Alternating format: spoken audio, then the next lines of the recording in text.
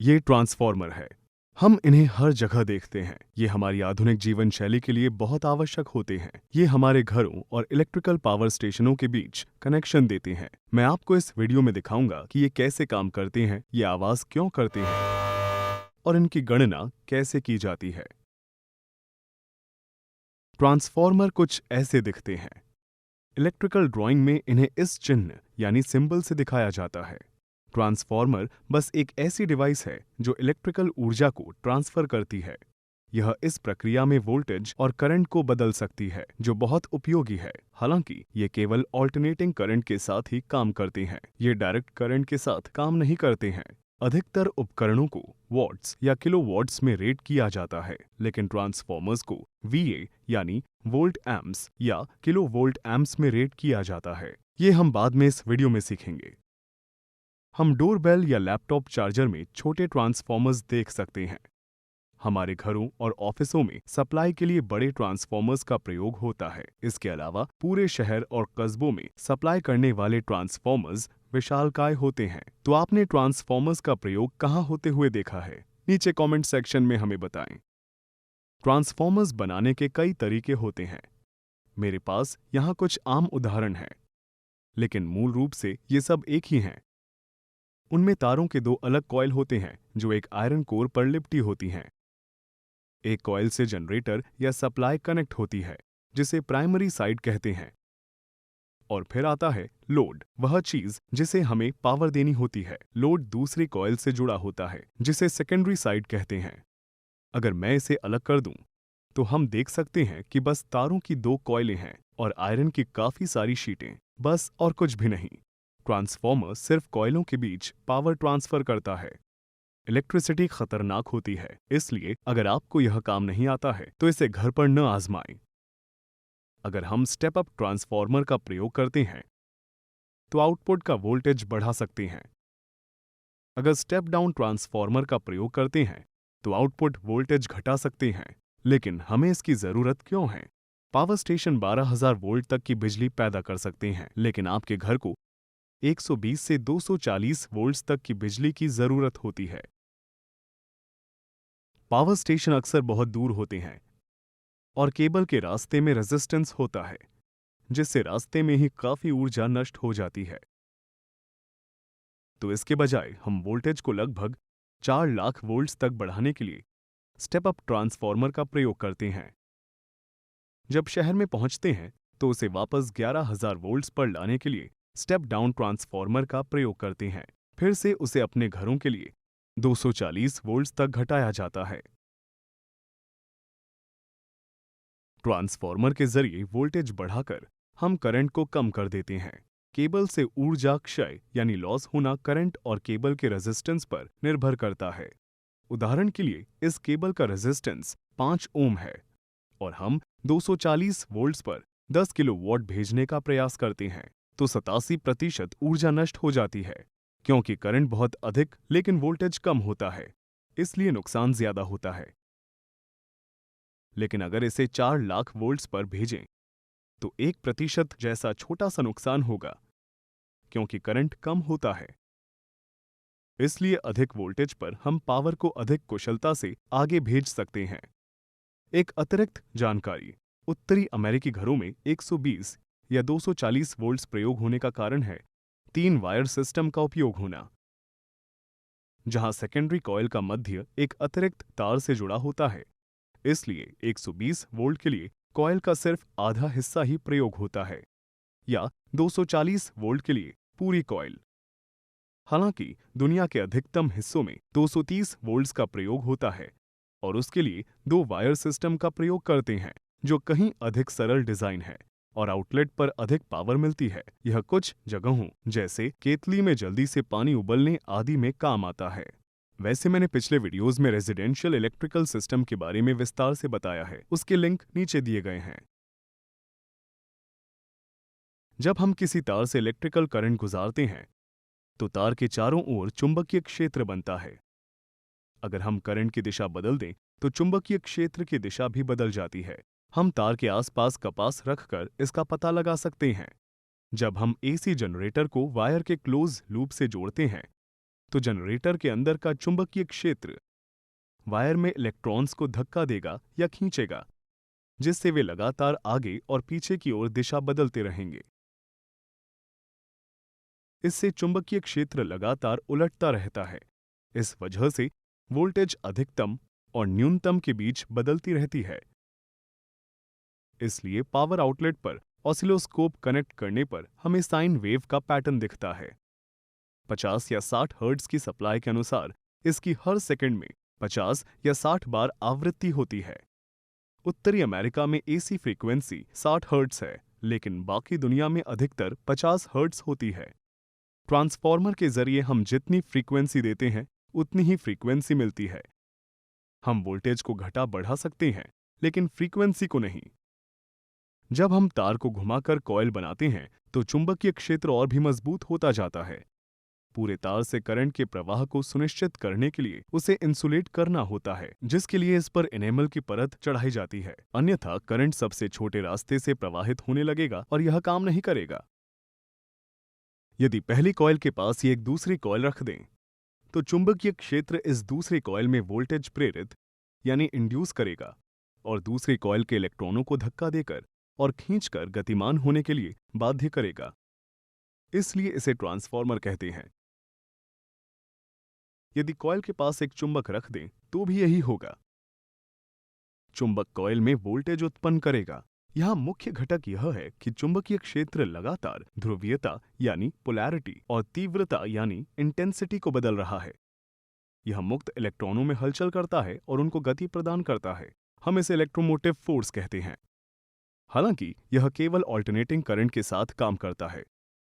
अगर ट्रांसफार्मर से direct current की सप्लाई जोड़ दें तो यह काम नहीं करेगा। इलेक्ट्रॉनों का प्रवाह मुख्य कॉइल के चारों ओर चुंबकीय क्षेत्र उत्पन्न करेगा, लेकिन यह स्थिर होगा और इसकी पोलैरिटी और इंटेंसिटी समान रहेगी। इसलिए यह सेकेंडरी साइड के इलेक्ट्रॉनों पर प्रभाव नहीं डालेगा। डायरेक्ट करंट केवल एक समय ही थोड़ी देर के लिए इलेक्ट्रोमोटिव फोर्स बनाता है, जब स्विच खुलता है और बंद होता है। क्योंकि इससे कॉइल के चुंबकीय क्षेत्र को ऊर्जा जाती है और बंद होती है, तो उस समय यह थोड़ी देर के लिए बदलता है या फिर हम वोल्टेज बदल सकते हैं, क्योंकि इससे भी कॉइल का चुंबकीय क्षेत्र घटता बढ़ता है। ध्यान दें, जब मैं इस ट्रांसफार्मर से डीसी करंट प्रवाहित करता हूं तो थोड़ी सी देर के लिए चुंबकीय क्षेत्र बढ़ने पर वोल्टेज भी बढ़ जाती है और घटने पर कम हो जाती है। लेकिन जब मैं एसी सप्लाई का प्रयोग करता हूं तो आउटपुट वोल्टेज समान रहता है, क्योंकि चुंबकीय क्षेत्र लगातार बदलता रहता है। इसलिए हम ऑल्टरनेटिंग करंट का प्रयोग करते हैं। हम ट्रांसफार्मर के लिए दो अलग कॉइलों का प्रयोग कर सकते हैं। यह काम करेगा, लेकिन अच्छी तरह से नहीं। इसमें समस्या यह है कि बहुत अधिक चुंबकीय क्षेत्र बर्बाद हो जाता है, क्योंकि यह सेकेंडरी कॉइल की रेंज में नहीं होता है। इसलिए हम कॉइलों के बीच फेरोमैग्नेटिक आयरन कोर रख देते हैं। यह चुंबकीय क्षेत्र को केंद्रित करता है और इसे सेकेंडरी कॉइल की ओर भेजता है, ताकि ट्रांसफार्मर अधिक प्रभावशाली हो। हालांकि यह सही समाधान नहीं है। इसकी वजह से कोर के चारों तरफ एडी करंट उत्पन्न होता है, जिससे ट्रांसफार्मर गर्म हो जाता है और ऊर्जा नष्ट होती है। इसे कम करने के लिए कोर को बहुत सी पतली लेमिनेटेड शीटों से बनाया जाता है। इससे एडी करंट की गति और प्रभाव कम हो जाता है। हालांकि लीकेज फ्लक्स के कारण हमें अभी भी कुछ चुंबकीय क्षेत्र का नुकसान होता है और जोड़ों पर व्यवधान के कारण भी कुछ नुकसान होता है।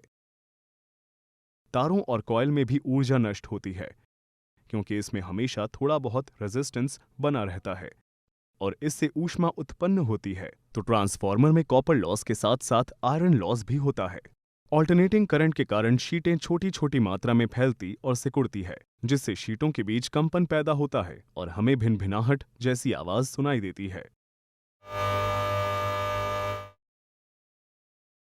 स्टेप अप ट्रांसफार्मर की सेकेंडरी साइड में तार के घुमाव ज्यादा होते हैं, जिससे वोल्टेज बढ़ जाती है और करंट कम हो जाता है।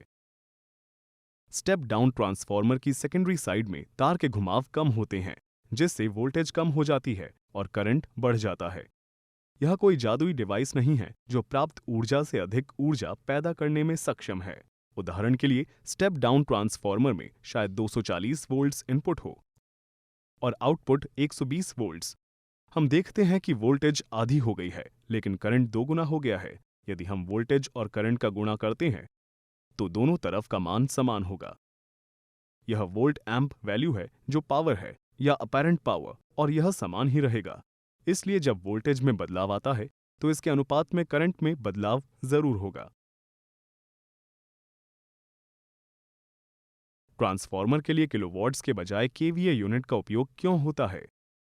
ट्रांसफार्मर बस कॉइलों के बीच पावर ट्रांसफर करता है, इसलिए हम वोल्ट एम्प्स यूनिट का प्रयोग करते हैं। किलोवाट्स उस पर निर्भर करता है कि आप ट्रांसफार्मर से क्या कनेक्ट करते हैं।